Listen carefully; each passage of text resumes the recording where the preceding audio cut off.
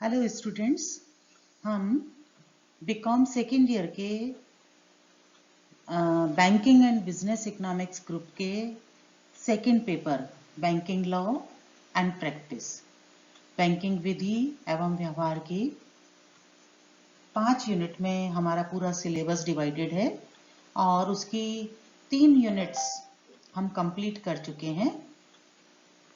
आज मैं आपको इन तीनों यूनिट्स के जो इम्पोर्टेंट पॉइंट्स हैं जिन पर कि मल्टीपल चॉइस क्वेश्चंस पूछे जा सकते हैं या एक एक नंबर के क्वेश्चंस पूछे जा सकते हैं, उन इम्पोर्टेंट पॉइंट्स को एक बार फिर से हाईलाइट कर रही हूँ।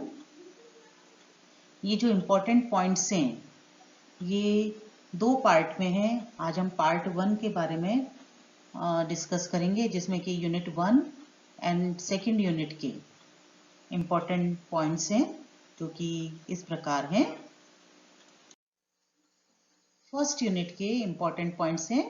First, reserve bank of India is our central bank. Second, Reserve Bank of India was established on 1st April 1935 under RBI Act 1934. Reserve bank की स्थापना RBI Act 1934 के अंतर्गत 1 अप्रैल 1935 को हुई थी। Nationalization of RBI took place on 1st January 1949. इस पर multiple choice questions पूछे जाते हैं और डेट में चेंजेस कर दिए जाते हैं। 1st जनवरी, 1st मार्च, 1st अप्रैल और दिसंबर, इस तरह से चेंज करके, बट ईयर सेम रखा जाता है। तो ध्यान दीजिएगा कि 1st जनवरी 1949 को आरबीआई का नेशनलाइजेशन हुआ था। What do you mean by scheduled banks? अनुसूचित बैंक किसको कहते हैं? The name of banks which are included in the second schedule of RBI Act 1934 is known as scheduled banks. वह बैंक जो RBI Act 1934 की द्वितीय अनुसूची में शामिल हैं, उनको हम अनुसूचित बैंक या शेड्यूल्ड बैंक कहते हैं। RBI is the sole issuer of notes, currency notes in India. RBI has sole right to issue the notes, currency notes in India. RBI issues currency note from ₹2 to ₹10,000. RBI 2 रुपये से 10,000 रुपये तक के note का निर्गमन कर सकता है एंड इन पर आरबीआई के गवर्नर के सिग्नेचर होते हैं। 1 रुपये के नोट का इशू गवर्नमेंट ऑफ इंडिया के द्वारा किया जाता है। 1 रुपये note is issued by government of India and signed by finance secretary of government of India. 1 रुपये का नोट भारत सरकार के द्वारा निर्गमित किया जाता है और इस पर भारत सरकार के वित्त सचिव के हस्ताक्षर होते हैं। 2017 से पहले तक, 1 अप्रैल 2017 से पहले तक सार्वजनिक क्षेत्र के पब्लिक सेक्टर के 27 बैंक्स थे। हमारे देश में टोटल जितने बैंक्स काम करते हैं एज ए बैंकिंग इंडस्ट्री, वो या तो पब्लिक सेक्टर बैंक्स होते हैं या प्राइवेट बैंक्स हैं या फॉरेन बैंक्स हैं या कोऑपरेटिव बैंक्स कहलाते हैं, रीजनल रूरल बैंक्स हैं। तो हमारे देश में 1 अप्रैल 2017 से पहले तक 27 पब्लिक सेक्टर बैंक्स थे, लेकिन 1 अप्रैल 2017 को एसबीआई और उसके जो एसोसिएट बैंक्स थे उनका मर्जर हुआ एंड लास्ट ईयर और भी बैंक्स का मर्जर हुआ है। इसलिए एट प्रेजेंट पब्लिक सेक्टर के अब केवल 12 बैंक्स हैं, केवल 12 बैंक हैं जो कि सार्वजनिक क्षेत्र में हैं। बैंकिंग रेगुलेशन एक्ट, जो कि भारत में बैंकों पर, कमर्शियल बैंक्स पर आरबीआई का नियंत्रण स्थापित करने और बैंकों का सामाजिक और आर्थिक उत्तरदायित्व निश्चित करने के उद्देश्य से यह अधिनियम पारित किया गया था। और इस एक्ट में, 1949 के एक्ट में 56 सेक्शंस हैं। ये सभी जो पॉइंट्स हैं इन पर एक एक नंबर के क्वेश्चंस पूछे जाते हैं।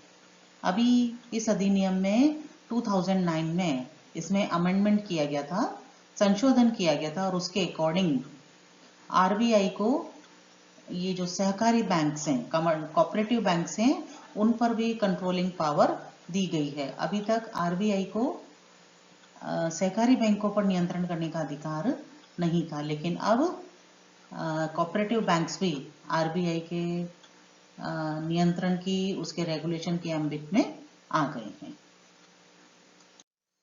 सेकंड यूनिट, जो कि बैंक में विभिन्न प्रकार के खाते, बैंक और कस्टमर का relationship, different type of banks customer, इससे रिलेटेड है।